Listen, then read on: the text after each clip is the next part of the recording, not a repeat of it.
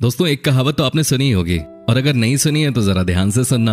अपनों से ज्यादा वफादार तो ये जानवर होते हैं जो अपनी वफादारी निभाने के लिए अपनी जान तक दे देते हैं। बल्कि इंसानों के अपने तो इतने गिरे हुए होते हैं कि जिस थाली में खाते हैं उसी में छेद कर देते हैं। ऐसी बेवफाई करने वाले अपनों से हजार क्या लाख गुना बेहतर ये जानवर होते हैं। दोस्तों, आज की हम अपनी इस वीडियो में आपको दिखाने वाले हैं कुछ ऐसी चीजें जिसे देखने के बाद आप कहेंगे कि ये जानवर कितने वफादार होते हैं। तो चलिए शुरू करते हैं आज का ये नया एपिसोड। लेकिन उससे पहले दोस्तों, अगर आप हमारे चैनल पे नए हैं और चैनल को अभी तक सब्सक्राइब नहीं किया है तो प्लीज कर लीजिए। साथ ही अगर आप इस वीडियो को फेसबुक पर देख रहे हैं तो पेज को लाइक जरूर कर दीजिएगा। Number 1, Asian sheepshead wrasse. दोस्तों, क्या आपने कभी एक मछली और इंसान के बीच की दोस्ती की बात सुनी है? नहीं सुनी होगी, लेकिन आज पहली बार आप इसे देख भी लीजिए। दोस्तों, ये कहानी है जापान के एक स्विमर और समुद्र के नीचे की एक मछली के बीच की। आपने एशियन शीप हेड रैस का नाम सुना होगा। ये एक समुद्री मछली है। बात यूं हुई कि जापान के स्विमर नाकामोरो जब समुद्र के अंदर गए तो उन्होंने देखा कि एक मछली काफी ज्यादा चोटिल है। उस मछली को इतनी गंभीर चोट लगी थी कि वो समुद्र में तैर भी नहीं पा रही थी। वो कई दिनों से भूखी थे। ऐसा लग रहा था कि उसका मरना तय है। लेकिन नाकामोरो ने उस चोटिल मछली की मदद की, उसे खाना खिलाया। वो भी कोई 1-2 दिन नहीं बल्कि पूरे के पूरे 18 दिनों तक रोज वो समुद्र के नीचे जाकर उस मछली को खाना खिलाते थे। कुछ दिनों बाद मछली पूरी तरह से स्वस्थ हो गई। वो बिंदास एक बार फिर पानी के अंदर तैरने लगी। सब कुछ ठीक हो गया। लेकिन दोस्तों, मछली और नाकामोरो के बीच हमेशा हमेशा की दोस्ती हो गई।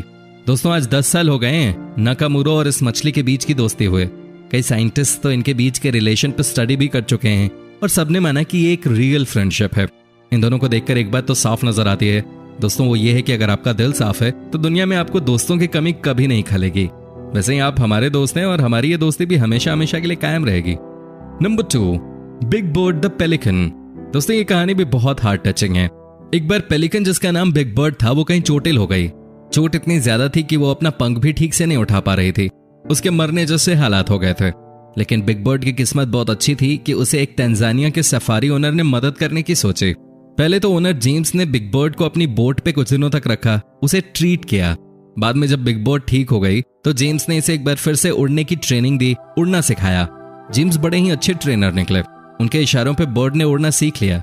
सब कुछ पहले की ही तरह होने लगा। कई लोगों का मानना था कि अब बिग बर्ड जेम्स को छोड़कर अपने लोगों के पास चली जाएगी, लेकिन ऐसा कुछ नहीं हुआ। बिग बर्ड जेम्स के पास ही रहे। हालांकि दोस्तों, उसका अंत बहुत खराब हुआ।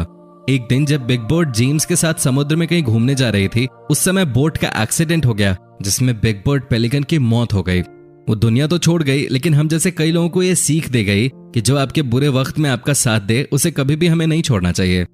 नंबर 3, गूस मरिया। दोस्तों, शायद आपको पता न हो, लेकिन गूस यानी कि बत्तखों को सबसे वफादार जीवों में से एक माना जाता है। चीन में तो बत्तख को पुलिस के काम के लिए भी इस्तेमाल किया जाता है। लेकिन आज जो हम कहानी आपको बताने वाले हैं वो कुछ अलग है।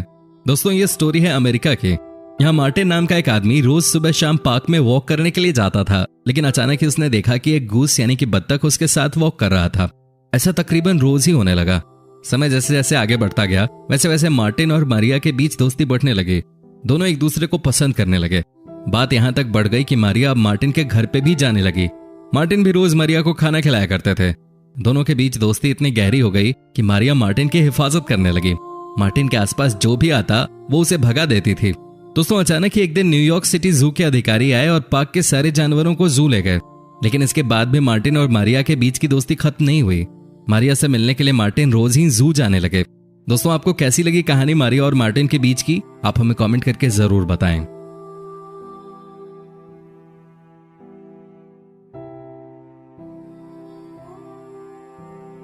Number 4, loyal crow. दोस्तों, क्या आप में से कभी किसी ने कोई कौवा पाला है क्या? नहीं ना। लेकिन ये है जर्मनी की रिंचे, जिनकी दोस्ती है इस कौवे के साथ सालों से। जिन्हें सुनने में हो सकता है बड़ा अजीब लगे, लेकिन बात कुछ ऐसी ही है। रिंचे एक बार पार्क में वॉक कर रही थी। इन्होंने देखा कि एक कौवा का बच्चा जमीन पे पड़ा हुआ है। ना तो वो चल सकता है, नहीं वो उड़ सकता है। वो बहुत ही छोटा था। रिंचे उसे अपने घर लेके आ गई। कई लोगों ने उन्हें मना किया कि आप कौवे के बच्चे को अपने घर में मत लेके आओ, लेकिन रिंचे ने किसी की नहीं सुनी। वो उस कौवे को अपने घर लेके आई, उसकी सेवा की, उसे ठीक किया, उसे उड़ना सिखाया। अब सबको लगा कि कौवा रिंचे के घर से चला जाएगा, लेकिन ऐसा कुछ नहीं हुआ। कौवा रिंचे के साथ ही रहता था। वो उनके साथ शॉपिंग करने जाता था। रिंचे की गाड़ी में वो मस्ती करता था, आइसक्रीम खाता था। इतना ही नहीं दोस्तों, रिंचे के पास जो एक कुत्ता था वो कौवा उस कुत्ते के साथ भी खूब खेलता था। दोनों के बीच बहुत अच्छी दोस्ती थी। रिंचे को भी समझ आ गया था कि ये कौवा उनका सबसे वफादार दोस्त बन गया है।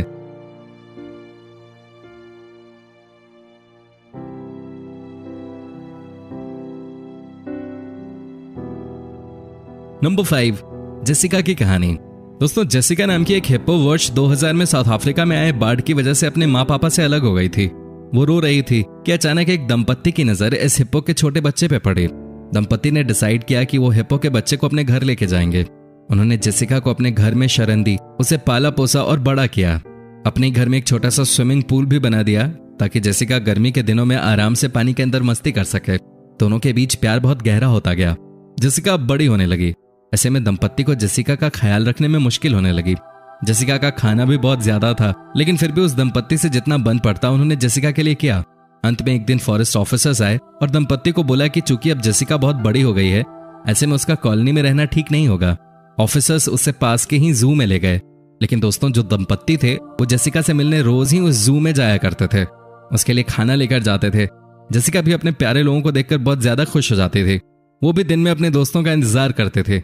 इस दंपत्ति ने तो इस बात को प्रूव कर दिया कि चाहे कुछ भी हो जाए, लेकिन अगर आपके दिल में तमन्ना है किसी को प्यार करने की, तो आपको भी पलट के प्यार ही मिलेगा।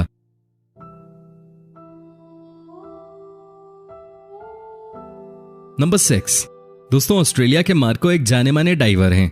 ये समुद्र के अंदर कई बार जा चुके हैं। वहां के जानवरों के बारे में ये रिसर्च करते हैं। लेकिन ये तब बहुत ज्यादा पॉपुलर हो गए जब इन्होंने एक शार्क से दोस्ती कर ली। जी हाँ, शार्क, जिसका नाम सुनते ही हमारे और आपके पसीने छूट जाते हैं, उससे इन्होंने दोस्ती कर ली। दोस्तों, बात तब की है जब मार्को एक बार समुद्र के अंदर गए और इन्होंने नोटिस किया कि एक शार्क इनके साथ खेल रही है, इन्हें अपनी तरफ बुला रही है। लेकिन ये एक दिन की ही बात नहीं थी। मार्को रोज जाते थे समुद्र में और रोज ही ऐसी घटना होती थी। फिर मार्को ने भी मन बना लिया कि क्यों ना शार्क के साथ दोस्ती ही कर ली जाए। दोनों के बीच अच्छी दोस्ती हो गई। दोनों एक दूसरे को देखकर खुश होते थे। दोनों के बीच में प्यार बहुत बढ़ गया। मार्को भी रोज ही शार्क के लिए कुछ खाना लेकर जाते थे। ये शार्क कुछ अलग किस्म की थी, क्योंकि मार्को के अनुसार जनरली शार्क इतनी दोस्ती वाले नेचर के नहीं होते हैं। मार्को ने हालांकि एक इंटरव्यू में बताया कि शार्क जब भी आपको देखे उससे दूरी बनाए रखना ही उचित होता है, क्योंकि ये बहुत ही अटैकिंग मूड की मछली होती है। और आप तो ये बात जानते ही होंगे कि शार्क अगर एक बार हमला कर दे तो बचना लगभग इम्पॉसिबल है। दोस्तों, आपको कैसी लगी ये स्टोरी, आप हमें कमेंट करके बता सकते हैं।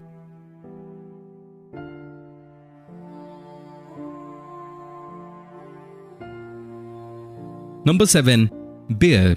दोस्तों, केरॉन नाम के इस आदमी ने एक बियर यानी कि भालू को पालना शुरू किया। ना, ये मत समझिए कि केरॉन को कोई शौक था भालू को पालने का। दरअसल बात यह थी कि स्पेन के एक जू में बहुत सारे जानवर हो गए थे और इसी बात को लेकर जू के अधिकारियों ने फैसला किया कि वो इस भालू को मार देंगे। लेकिन फिर केरॉन ने यह निर्णय लिया कि वो इस भालू को अपने घर लेकर आएंगे और इसे पालेंगे। केरॉन भालू की जिंदगी बचाना चाह रहे थे और वो इस काम में सफल भी हो गए। उन्होंने बियर को पालना शुरू कर दिया। केरॉन और भालू के बीच अच्छी दोस्ती हो गई। दोनों एक दूसरे को बहुत प्यार करते थे, एक दूसरे के साथ ही रहते थे। जैसे जैसे भालू बड़ा होता गया, केरॉन ने डिसाइड किया कि वो भालू के लिए नई जगह ढूंढेंगे। अपने घर के आगे ही उन्होंने एक पार्क में भालू को पालना शुरू कर दिया। भालू के और भी बच्चे हुए। तकरीबन उनके पार्क में 4 भालू रहते थे। केरॉन और भालुओं के बीच इतनी दोस्ती हो गई कि जब केरॉन ने शादी की तो उनकी बारात में भालू भी गए थे। ये जरा तस्वीर भी देख लीजिए। लेकिन दोस्तों, केरॉन का भी ये कहना है कि आप इस तरह के जंगली जीवों को नहीं पालें तो अच्छा रहता है, क्योंकि ये भालू आपके ऊपर कब हमला कर दें इसका अंदाजा लगा पाना मुश्किल है। हालांकि ये जानकर आप चौंक जाएंगे कि केरॉन के 90% दोस्त भालू ही थे। सिर्फ 10% दोस्त उनके इंसान थे। और आज तक टचवुड केरॉन के ऊपर किसी भालू ने कभी कोई हमला नहीं किया। दोस्तों, प्लीज आप हमें कमेंट करके बताएं आपको ये कहानी कैसी लगी और ज्यादा से ज्यादा इस वीडियो पे लाइक करें।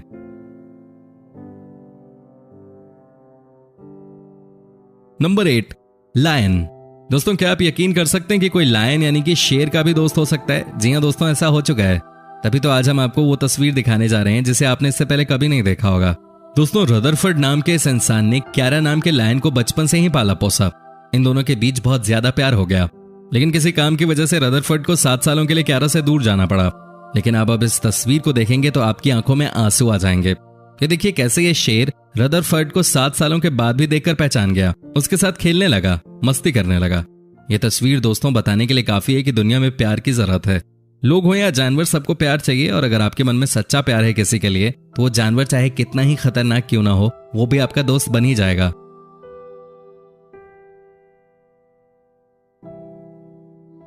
दोस्तों, आपको इनमें से कौन सी स्टोरी सबसे ज्यादा अच्छी लगी, आप हमें कमेंट करके बता सकते हैं।